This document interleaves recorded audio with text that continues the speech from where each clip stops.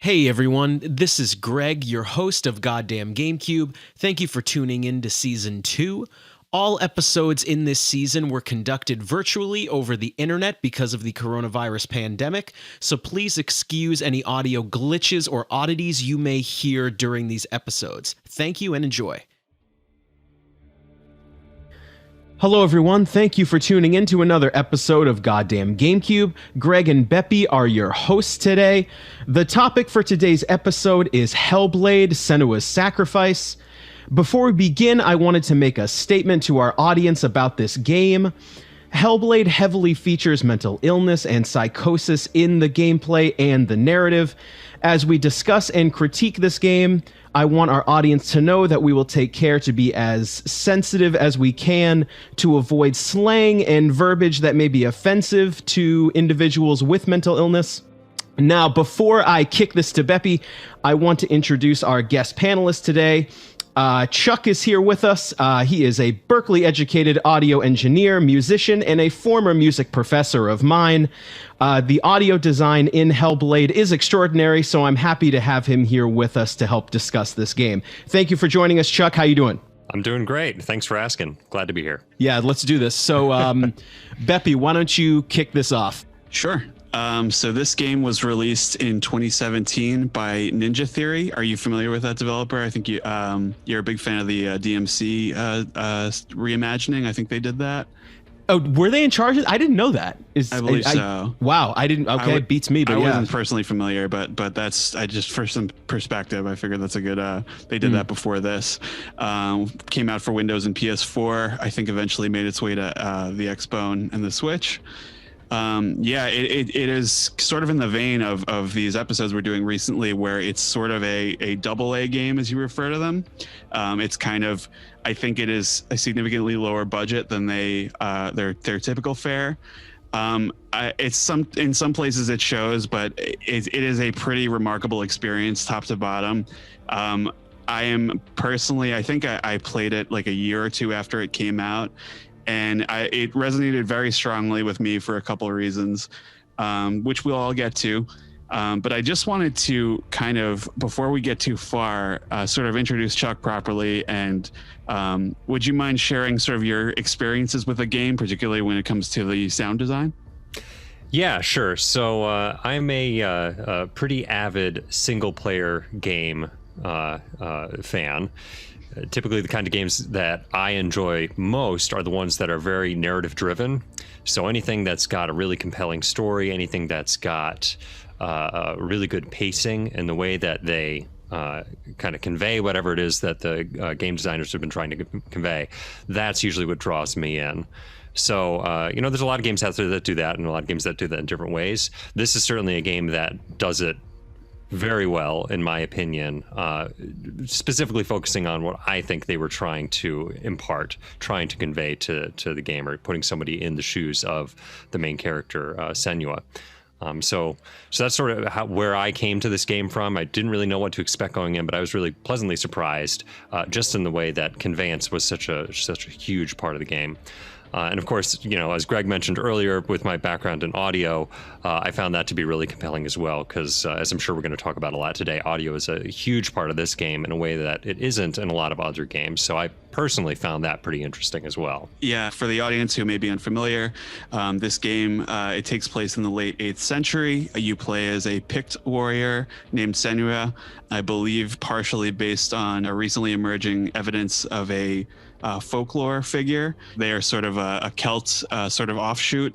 They were unconquerable by the Romans famously, and were sort of walled off and isolated in and of itself as a culture. And sort of the premise of this game is that you're playing as this member of this clan who's already sort of struggling with some inner mental illness and demons and whatnot. And what happens is it's sort of revealed pretty early on that her partner is brutally pretty much sacrificed by neighboring Norsemen. I believe it's called the Blood Eagle. They just sort of like rip this guy apart.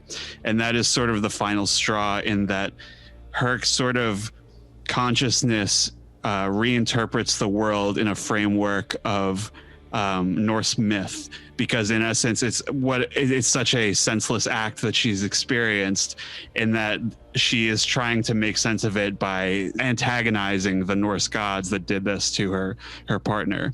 And you're carrying around his head with you in a bag, and the idea is that she is trying to go to hell and resurrect him. And it's in no uncertain terms is it all sort of hallucination. And it's so fascinating the way this game portrays that, especially when it comes to the sound. Yeah. I wanted to play this game for a couple of years, and I just kept putting it off. I don't know why. It was just one of these games I kept picking up at the store and putting down. And I was convinced by my friends that you got to get through it and rip through it and just tell us what you think. And I got a chance to play it very recently, which is sort of the impetus for us recording this. And when it came to the audio right off the bat, I don't know how to put this in any other terms. I have never heard anything like this in terms of the sound design, where I'm trying to put our audience in the shoes here. When you play through the game, if also when you turn this game on, they recommend that you wear headphones, and we're gonna have Chuck talk about why. But binaural audio is a big aspect of this game and how the audio is designed.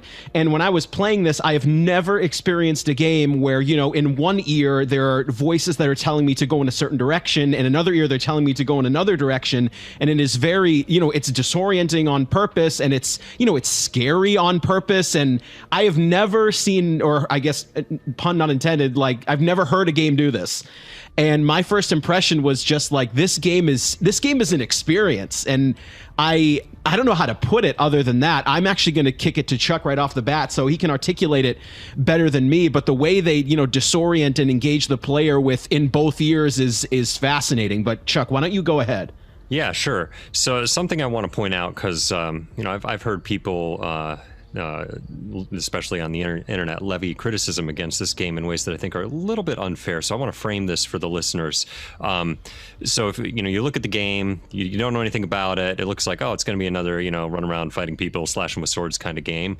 And if that's what you're expecting one of those sort of adventure RPG things, it's not going to be at all what you want. But that's not what this game is about. This game really is about creating an experience, like what Greg just said. So with that in mind, I think everything that they did about this game, every piece of design, visually, control, story, and sound, lent itself towards that mission. So Greg mentioned binaural audio. And for those of you who aren't familiar with this particular type of technique, to kind of paint the picture, we've got two ears. If you've got typically functioning hearing, each ear is going to hear a slightly different sound at any time in your day-to-day life. And the way that your ears hear those sounds differently from one another helps your mind interpret where that sound is coming from. So if somebody's off to the left, the sound's going to arrive at your ears at a different time. It's going to be a different volume in your ears. It's going to have a slightly different tonal characteristic. And you don't really notice that, but your brain understands that to mean, the person that I'm listening to speak to me is over there. In typical traditional recording styles or techniques, people have used volume control and other effects to try to mimic that experience by placing a recorded element, an instrument or a sound effect more to one side than the other, or change the way that it's portrayed out at each speaker. But that's all done with basic recording of that one sound, and then manipulated through software to try to create that experience artificially. With binaural recording, what they do instead is they've got a special microphone that actually has two elements. And if you look up a picture of one of these things on the internet, you'll see it usually has these little silicone ears that are around each microphone element, and they're spaced about the same distance as a head. So it really kind of looks like a fake head with these two little fake ears on it. And the idea is that when you record with this mechanism, it's going to capture the sound waves in the natural environment that you're recording the same way that you would hear those sounds. So if you plop one of these things down in an open space and people start walking around, or there's noises around in the environment, and then you play that back for somebody who's wearing headphones, the person will experience those sounds coming around them in the same way that they would have been coming around them if they were in that environment that the sounds are recorded in. So it can create sort of this natural way of capturing sound as if the person listening to it was in that environment. That's the backstory what binaural audio is. And I've got a little bit of information about how they use that in this game, if you want me to jump into that now. Yeah, go ahead. Of course. Yeah, so we've already mentioned that there's voices that are coming at people, coming at the player from different directions, providing different instructions and, criticisms and praises and, conflicting information. They actually put one of these binaural recording devices into a room and had performers, usually several at a time, moving around in this space, coming closer to the microphone, getting further away from the microphone, forward, behind, all creating these performances in real time. So all those voices that you're hearing of, oh, you're going the right way, or oh, no, you can't do it, or you can do it. All of those voices were performed in real time by people moving around this binaural recording device. So as the player in the game, when they're trying to, again, it's all about conveyance, when the game designers are trying to put you in the space where this character is hearing voices, they're literally making you hear voices by capturing performers in this way. So very creative use of recording technology to create that experience. It's really very compelling, and I believe you said it, Greg, unsettling on purpose.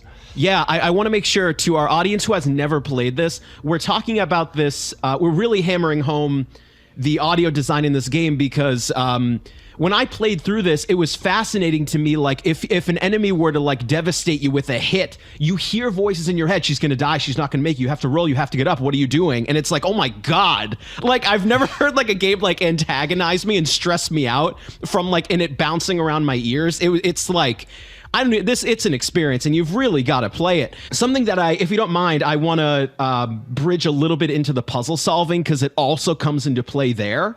I remember specifically the section where you're trying to find this boss Valraven. I don't know if you guys remember that section of the game. And during that section, I guess, Beppe, maybe you can articulate this better. He's like an illusionist or like he's trying to deceive you visually.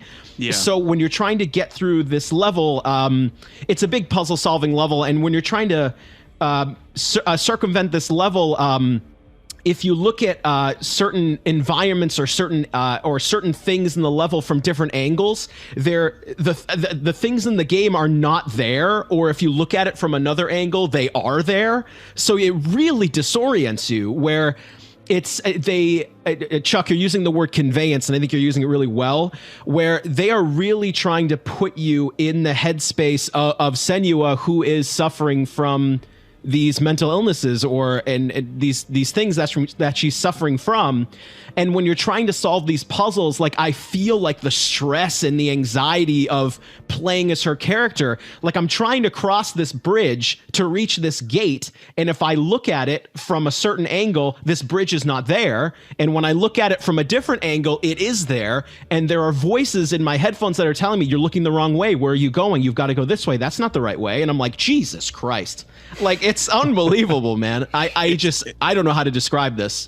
It's pretty out there. It resonated particularly strongly with me because I don't experience audio hallucinations. I have briefly, occasionally, but I suffer from intrusive thoughts quite a lot. And the things they were saying in this game are like perfect.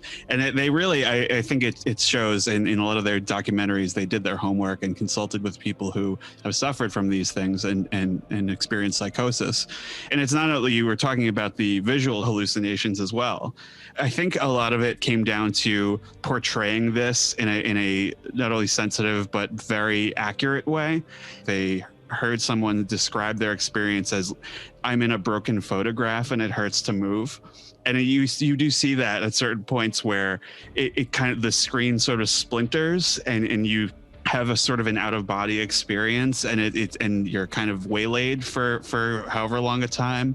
All these different uses of light and color. It's just fascinating how they sort of lead you through this world in a very, very distorted way. And you were talking about the puzzle solving as well. And something about that I love is that it's very gamey in terms of, you're sort of just searching for whatever symbol to unlock whatever path. But the rationale behind that is that if you're suffering from psychosis, some people have reported just seeing patterns everywhere and just it's inescapable that you have to chase them and find meaning behind them. And that's such a perfect motivator for this particular experience. It's unbelievable. Before we get off sound altogether, I just wanted to point out the excellent voice acting across the board, not only from the people who voice the Furies, I believe they call them, the voices in your head, but the main actors as well. In particular, Melina Jurgens, I believe she was a team member who wound up, they were just kind of messing around and she became the motion capture actress. And what a fantastic performance. And not only that, but a fantastic capture. It's just, it illustrates the internal anguish extremely well. They could have easily botched it. And I think it's perfectly tonally, absolutely perfect. Yeah, you already brought it up, but I believe you're right. She was just like she was either a team member or she was demoing the motion capture, and they liked the demo so much that they just had her be the lead role. And yeah. I don't think I've ever seen that in another game. And I don't have much to add beyond what you said, where like this game just when it comes to, living this game through her, this game is just, I can't really emphasize enough like the stress and the anxiety that I felt just playing through it, whether it's like really every little instance, whether it's her speaking or interacting, or there are a lot of visceral moments of like screaming and pain, whether it's physical or I don't know what the right word is. But I don't have much to add other than yes, that you are correct, that it was a very good performance. I don't know if Chuck has anything to add. Yeah, so I'd like to add that it was, in my opinion, just a phenomenal ensemble cast as well. Like certainly, there's one person who was the motion capture person, who is Senua, and that's with you the entire game. There's all these other people that played, many of them nameless characters. There's like the main Fury voice that's sort of driving the discouragement and negative attitudes throughout the story. That's unbelievable. That voice. Yeah, that's unbelievable. There's sort of this. There's a main narrator, female narrator, who in this character actually breaks the fourth wall and is talking directly to you, the player, throughout the game. Then there's a secondary narrator who's a narrator for Senua that I believe in story is based on like a slightly older man that she knew earlier in her life who told her a lot of mythical lore from that time period and is sort of driving the narrative elements of the story. Of course, there's the Furies. There's just the blending of the voices and the roles and the purposes that they play, not always being good guys, not always being bad guys, but that they're all inside, frankly, your head as the player. It's really, really amazing. Just an incredibly good job that the group of voice actors did in this game. Absolutely. I thought actually, thinking even more about sound design, I was gonna bring up that you have sort of these loose puzzle scenarios where you're searching through a forest or whatever and looking for patterns, but the combat is pretty visceral in this game. I think it's a little too simplistic in places, but I don't believe they had the resources to sort of fully flesh it out as much as they wanted to. But the camera direction and the noises and just everything. I mean, for the most part of this game, you're sort of facing off with just like people who have been kicked out of Mastodon, just very like intense Norseman guys, and they are making these like guttural noises. You're not typically intimidated by the generic like thrall or grunt in many games, and these ones it was always kind of, it made me a little uneasy just because of how intense they were, and that's just even more a testament to how much it sort of carries this experience, because I do think that the combat eventually kind of the fun ran out a little bit for me, but not nearly as soon as I expected it to. Solely because of that, just because it was so brutal. Did you guys enjoy the combat in this game? I almost said no, but it's one of these systems where it's fine. I feel like it's functional. It obviously there aren't a lot of enemy types. I don't want to say it's one-click combat, but it's pretty close. I mean, it's very basic. You have light, heavy attack, dodge, and block. Is that? I don't think there's anything else. Yeah, I don't think there's anything else. I think the best part about, you know what? I am going to bring up one thing that I really like. And any game that does this, I love. When you're in a lower health state, you function at a worse level. Like when you're wounded, Senua will limp and your reaction time is slower and your swings are weaker. And I really like that. So that awesome. I hat tip to them because I really like that. And I mean, honestly, the best part of the combat is when you get beat up and then you get antagonized by voices, and it's like it stresses me out, even though like there are only like 4 buttons and there's not much I can do. I feel like I was very engaged in the combat, even if I guess the best way to say this, I was very engaged in the combat, even though I wasn't very engaged in the mechanics. It was very simple. I mean, I don't want to go too far ahead. I thought some of the bosses were really good, but I don't know if Chuck wants to touch on combat before we dive into some boss stuff. Yeah, there's a couple of things. So one thing that I want to mention, you mentioned, when your health is low, the character performs differently. And something I want to mention, there's no heads-up display in this game. Yes, there's no visual information about what your health status is, how many hits you're going to die, how hard somebody's hitting you. When you get injured, the screen does get blurry. The sound gets muted, kind of, shell shock style. The edges get kind of red. You're about to die, but then that subsides if you manage to pull through. But there's no indication other than what you're seeing on the screen, and more importantly, what you're hearing to indicate the status of the moment. There's a bunch of cool other things too, like for example, when Senua has become exerted, either through physical activity or just through whatever emotional moment is going on in the game, her breathing does change. And the way that her breathing changes not just what's going on in the soundscape, but also visually in the game. If there's any sort of like illumination type hallucinations on the ground or other lighting elements or anything that's from within Senua's mind, they pulse with her breathing. Super subtle, very hard to notice, but it's all these little details there. The last thing that I want to mention about combat, and I want to give everybody that's listening sort of a heads up, because this, in my opinion, is a spoiler that's worth not being spoiled over. So, hit fast forward a couple of times on the podcast button to get past this. But so here it goes. Spoiler warning. Be warned. Here it is. Yeah. Very early on in the game, when you encounter the first set of actual enemies to fight, you fight through a couple of enemies, and then another enemy appears. It looks basically the same as the ones that you've been fighting, except as sort of a shadowy figure. And when you attack, your weapon just slices through air. It's like he's made of smoke. So you can't damage this enemy. Eventually what happens is you necessarily do fail. You do die to this enemy. The game's designed that you have to die. In that moment, this sort of black morass creeps up and covers Senua's body, and she lays there on the ground dead. And then again, she walks up and sees her dead body on the ground, sort of, hallucinatory, strange moment.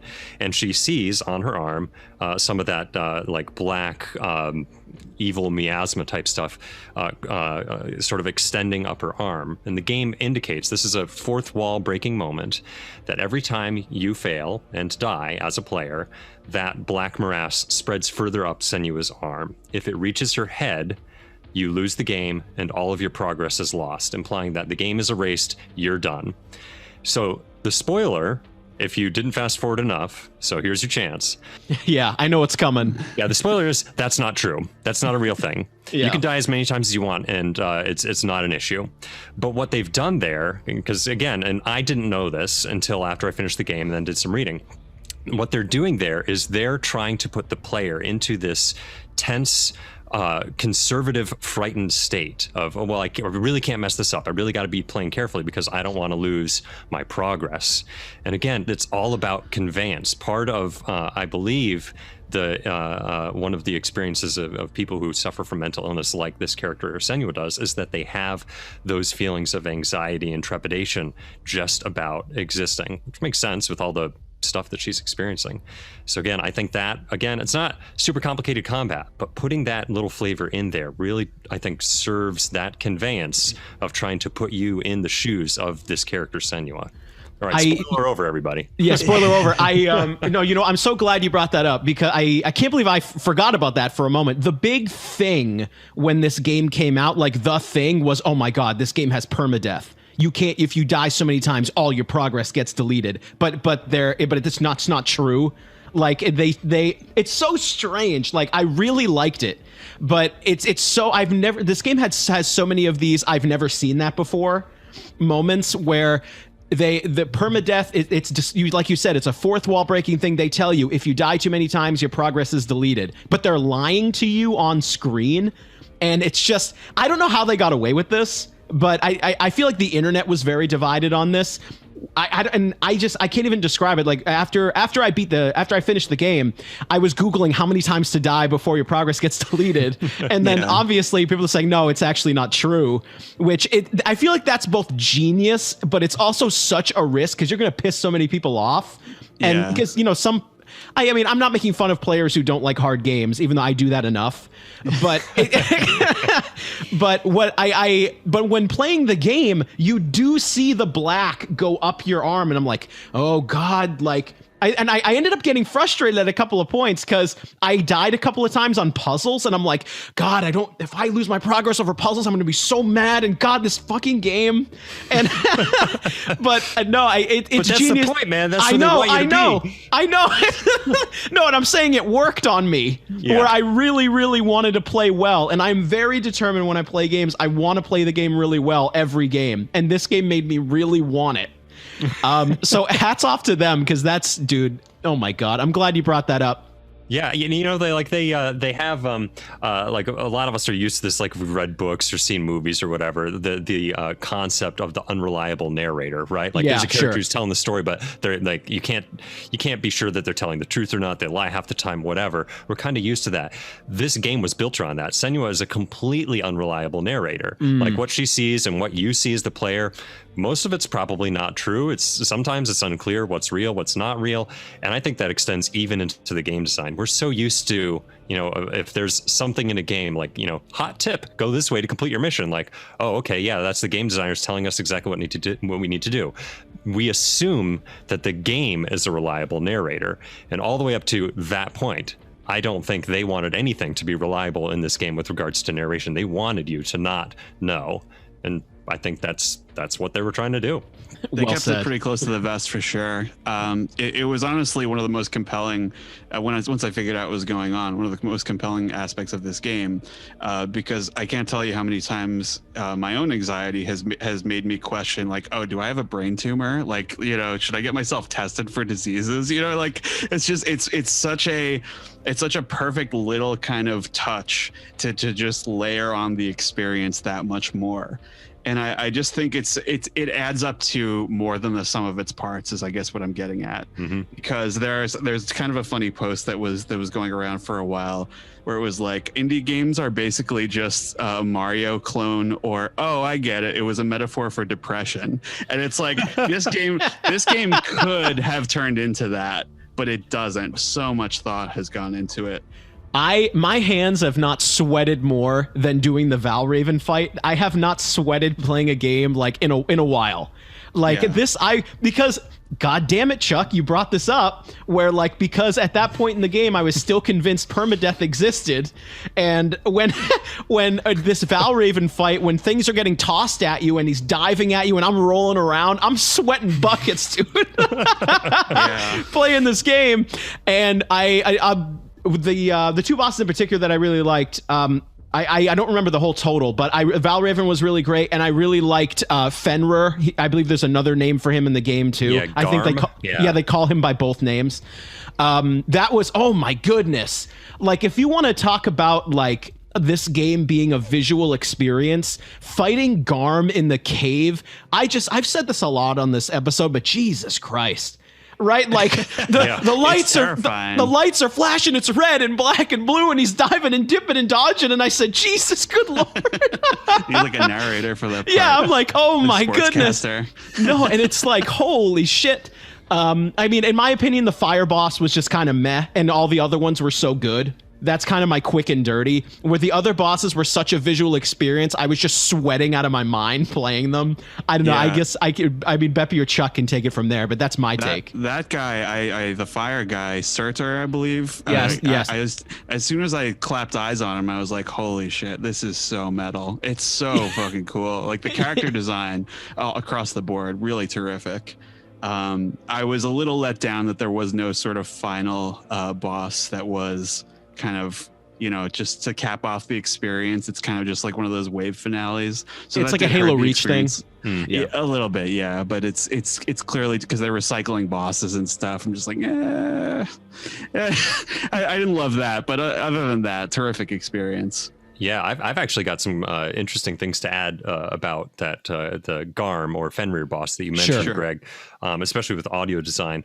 For those who haven't played, the context here is in the level leading up to that boss fight. It's like a very dark sort of underground cave dungeon situation, and every once in a while there's like some light peeking through a window or a torch or something like that, and Senua becomes horrified that this beast of lore, this Garm character, is gonna get her if she stays in the dark too long. So that's sort of the premise of this area.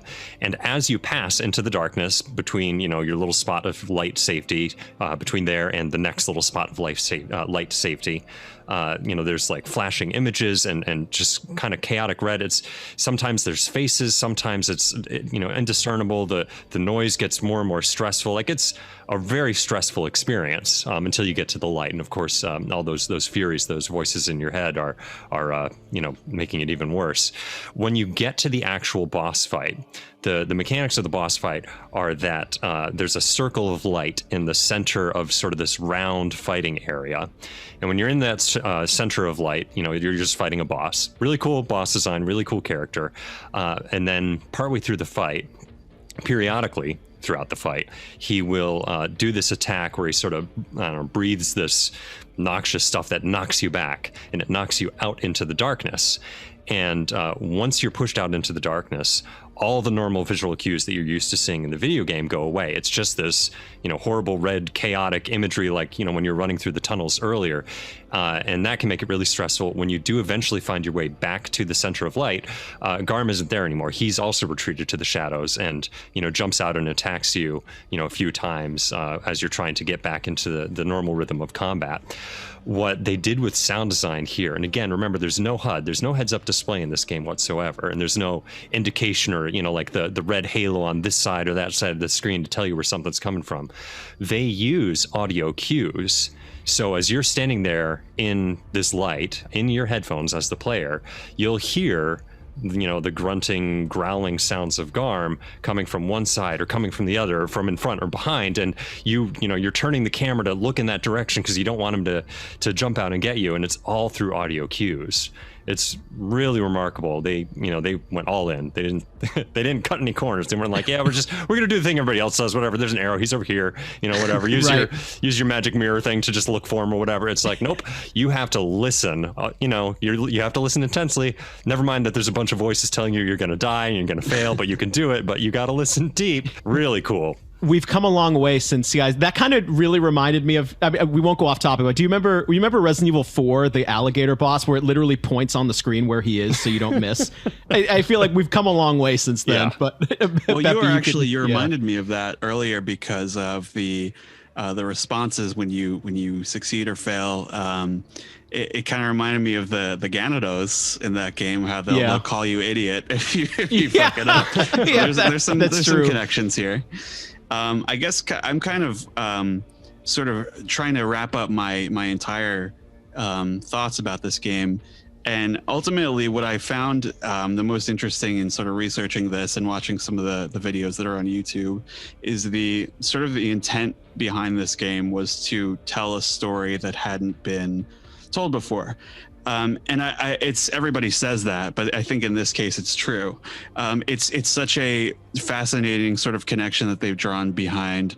It's sort of giving voice to people who struggle with psychosis and this sort of very niche historical phenomenon that it was sort of being explored here, because they illustrate very much that Senua has been driven out into exile because of what she's struggling with. She doesn't belong. I believe the term is guilt, is if you have a warrior who's been driven mad with grief or struggling with something like that, they're cast out, and that is sort of her role, and it's kind of giving you the same sense of isolation. It just sort of permeates into our reality now, where people who struggle with these sorts of things are also sort of cast out and shunned by society. And I think that was sort of their objective there. And I think it's really incredible that they are not only saying that these people are valuable, but they're also highlighting their unique way of thinking and how it's sort of, they say it all the time, how madness sort of crosses paths with brilliance, and how, sort of their unique perspective and how their story is being told is valuable for all of us, culturally and artistically. For me, playing this game, I brought it up in the beginning. Number one, it is an audio visual feast, right? By feast, I mean the most stressful and anxiety inducing feast I've ever eaten and played. It's whether we've talked about this at length, whether it's the voices and the what was the term that Chuck used, the unreliable narrator, or you're deceived. Yep. Which you encounter infrequently in the games industry, and this game does it very well. The gameplay loop in this game is very simple. I would understand if maybe the gameplay runs out of steam for some people, where this game is essentially do puzzle segment, do combat segment, repeat, and then there's story that's given to you. So I would understand if people critique the game that way from a gameplay perspective, but from a narrative perspective, and Chuck, you said it really well, whether it's conveyance or being in the body of this character, they just did an exceptional job and really knocked this out of the park. I'll say this too. I mean, thank God that you get a little bit of a hopeful ending at the end of this game. Thank God. Where, essentially how this game kind of wraps up is you get to the end, you end up facing Hella. I think that's how you pronounce her name. Is that right? She looks cool too. Yeah. So essentially, the story is kind of given to you as you were shunned for your affliction. I believe your mother also suffered from it, and your father killed her. Yep. I think is what the story tells you. And what just another sort of little detail there about how these conditions are often genetic and passed down, and sort of, certain families are just sort of trapped by this lineage, and it's an interesting sort of extra layer of tragedy that's added in that way. And at the end of this game, thank God, she walks away from this, and you sort of live to fight on another day, because this game was. My final thoughts are this game is heavy. I haven't sweated this much playing a game in a while, and I have not experienced audio design like this. So this is absolutely an experience for sure. I think you both have wrapped it up really well. If I were to put a bow on it, when I'm talking to my friends and they're asking for game recommendations, I kind of explain what this game is about, which is kind of hard to pin it down. Celtic warrior, there's some Norse god stuff going on, but she's got psychosis. It's kind of hard to really nail down in a short segment to explain to somebody. But if you're looking for a game where you're actually fighting real gods and there's big battles and all that kind of stuff, this is not that game. You probably want to play God of War or something else, and that's totally fine. It's okay to want to play that kind of game. If you're looking for a game that's got really complicated, tight combat with lots of combinations and strategy and whatever. This is not that game. Like Greg said, there's like 4 moves, you know, there's like parry and heart attack and dodge and like a quick attack, and that's it, you know, and you just use those and you kind of get through the game. But that's not what this game is. This game is about putting you in that place, making you feel that thing and experience this journey as the character. The rest of that stuff, everything about this game is to serve that purpose. You know, the combat isn't about fighting. It's not about pushing lots of buttons and feeling really cool that you can play this game really well. It's about putting you in Senua's shoes.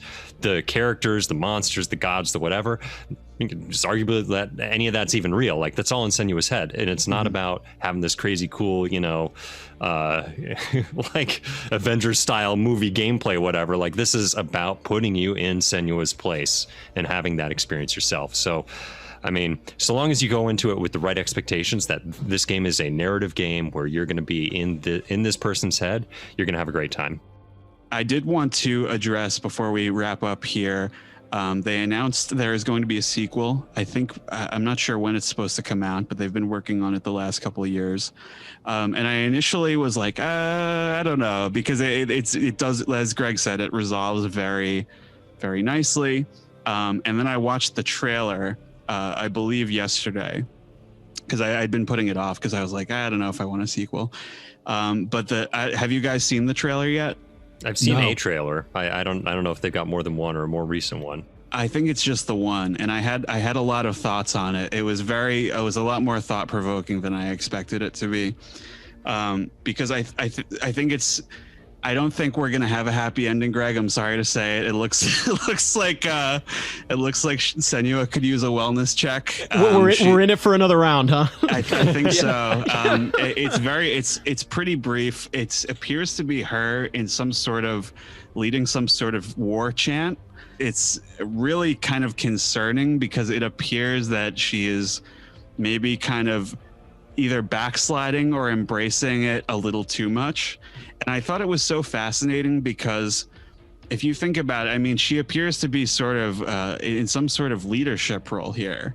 And that's just the impression that I got. I'm not sure if that's actually the premise. But it's so interesting if that's the case, because sort of the other side of the coin of what I was just talking about is how frequently, not only you can make all the jokes about the United States that you want, but this has happened all over the world, all throughout history, is how often people like this, if they're experiencing sort of aggressive psychosis and their own sort of brand of it, are very kind of charismatic people sometimes, and their kind of new interesting ideas can kind of magnetize other people who feel similarly. And it appears to be the vibe that I got from this trailer is just sort of impending violence, and not like it doesn't feel. It feels like very kind of, what are we getting into here? I don't know if you felt the same way, but I feel like it's a lot more compelling and interesting than I expected it to be. So I'm personally really looking forward to it. Are you talking about the 2019 trailer? I think that's the only one. I have no idea what to expect, because I mean, when it came to this game, people kept recommending it to me. Actually, Chuck was one of them on the internet. I happened to be breezing by a post recently. It kind of nudged me into playing it. I have no idea what they're gonna do, and I understand like your Beppe, like your hesitation with this too, because I feel like Hellblade is one of these games where they did it so well once. I'm afraid of what's going to happen with another try at this when you go back to the well again to do this. Sure. I have no idea what to expect. Like I saw that trailer, and yeah, it's overwhelming, and I wish I had a more articulate thought. I have no clue. I think my only fear is maybe that they take the criticism about the combat a little too seriously, and they make it like really good, and then everything else suffers. I don't want that. If anything, just kind of trying to balance it out a little bit more. I don't want them to expend any of the wonderful qualities that the first game had for a smoother combat experience. That's definitely less valuable to me. Yeah, I think they're in a risky spot, and there's other game studios that have gone through the same thing, some successfully, some unsuccessfully. I think one of which you guys might be reviewing sometime soon. I hope, fingers crossed. But that aside, when there's a game like this where they set out to do something that was unique and different from everything else that was going on in sort of the game marketplace right now, and they did that thing successfully. All criticisms about other stuff that wasn't the core purpose of the game, doing well or not doing well, but the core thing they were trying to do, they succeeded in. There's a couple of risks. They could say, well, we're just going to listen to the criticisms and build a different kind of game, which I think would be a disservice to what they did. That's what you were talking about, Beppe. But they could also just redo exactly what they did, which I think would also be a problem. They already told that story. They already did that thing. If they were to just do more voices and more visual illusions, that's kind of like, why are we even doing this? So hopefully they come up with a way to expand on this character, expand on this experience, expand on this story that is new and different, but really harkens back to this groundwork that they've laid. I think it can be done. It has been done. Other people have done it with games that sort of break out of the mold.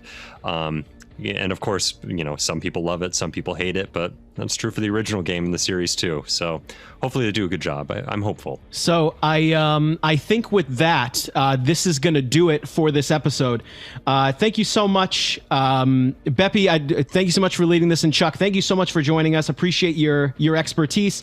You were a wonderful guest, and we will see you guys next time on Goddamn GameCube. Thank you guys very much.